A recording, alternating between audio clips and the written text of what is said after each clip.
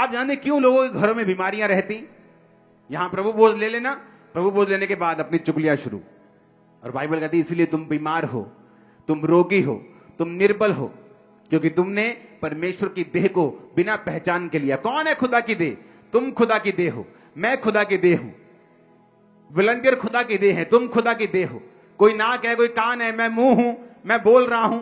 कोई कान है, कोई टांग है, कोई सुसमाचार दे रहा। हर बंदा परमेश्वर की देह के अंदर है। अलग अलग काम हम कर रहे हैं, लेकिन उसकी देह के मेंबर हैं, उसी के देह के अंग हैं। जब एक अंग दुख मनाता है तो दूसरा अंग सुखी कैसे हो सकता है? और इसीलिए कलीसिया में बीमारियां हैं, कलीसिया में कमजोरियां हैं, क्योंकि कलीसिया इन वचनों पे नहीं चलती। उसे हीलिंग से अपनी मतलब है, हीलिंग ले ली सब ठीक है, हीलिंग ली पैसा बोया सब ठीक है। ऐसा नहीं है। परमेश्वर से भी यहीं तक सीमित नहीं है, वो आगे बढ़ना चाहता है आपकी लाइफ। अपने काम से मतलब रखें, प्रेयर से मतलब रखें, फास्टिंग से मतलब रखें, अपनी लाइफ से मतलब रखें कि आपने प्रेयर की कि नहीं की। दूसरों से क्या लेना देना? कई बार गलती क्या करता है इंसान, जब एक विश्वासी को कोई पाप में देखता है, हो सकता है उसी रात उसने तौबा कर ली हो, लेकिन आप वो पाप अभी तक फैला रहे हैं और परमेश्वर के सामने वो धर्मी हो गया क्योंकि रात को उसने तौबा कर ली, लेकिन आप उसके पाप को अब तक डिस्कस कर रहे हैं। आप एक शैतानी व्यक्ति हैं और आपको सजा देगा परमेश्वर। आप मेरी बात को समझ रहे कि नहीं?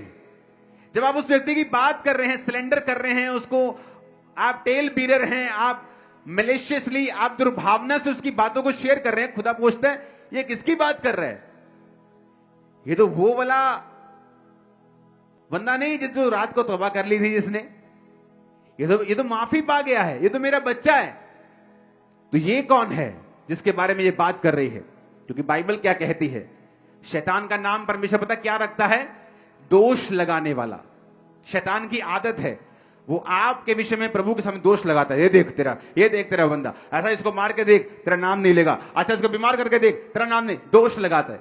और जब एक विश्वासी को आप ये काम करता हुआ देखें, आप उसके पीछे नोट कर लेना, मेरी बात को कभी गलत नहीं होगी।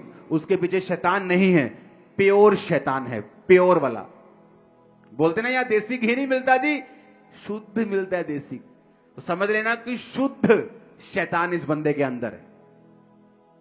और मोस्टली ऐसे विश्वासियों के रूप में आपको मिलेंगे। अविश्वासी आपको ऐसा नहीं मिलेगा, लेकिन विश्वासी मिलेगा। क्योंकि जब शैतान आपको बाहर से नाश नहीं कर सकता, वो आपको ज्वाइन कर लेता है अंदर से। आपके कान खुल रहे हैं, मैं जानता हूं। आमीन। और जब आप इन बातों को समझ जाएंगे, आप कभी धोखा नहीं खाएंगे। आप अपने काम से मतलब रखेंगे। आप ये समझ जाएंगे कि जो चीज सही नहीं, मुझे उसके लिए प्रेयर करनी है। जो सही है उसके लिए थैंक्स करना है। हालेलुया। ऊंची आवाज में बोलो हालेलुया।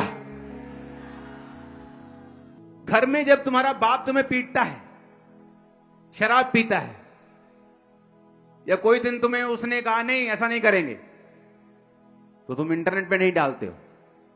तुम पूरे मोहल्ले में जाकर नहीं बोलते मेरा बाप बुरा व्यक्ति है, क्योंकि वो तुम्हारा परिवार का हिस्सा है।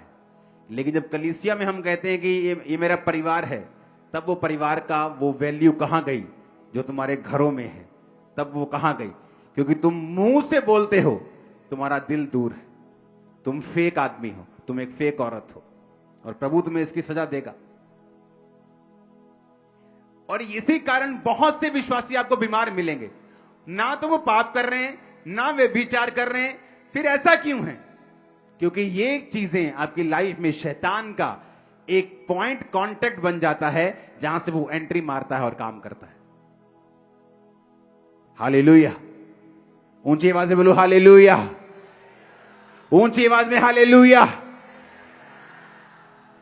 हमारे YouTube चैनल को सब्सक्राइब करें ताकि आप परमेश्वर के गहरे वेदों को जान सकें कि कैसे आप परमेश्वर में बढ़ सकते हैं, कैसे आप दुष्ट आत्माओं से, नशों से, बीमारियों से और वंशों के श्रापों से आजाद हो सकते हैं।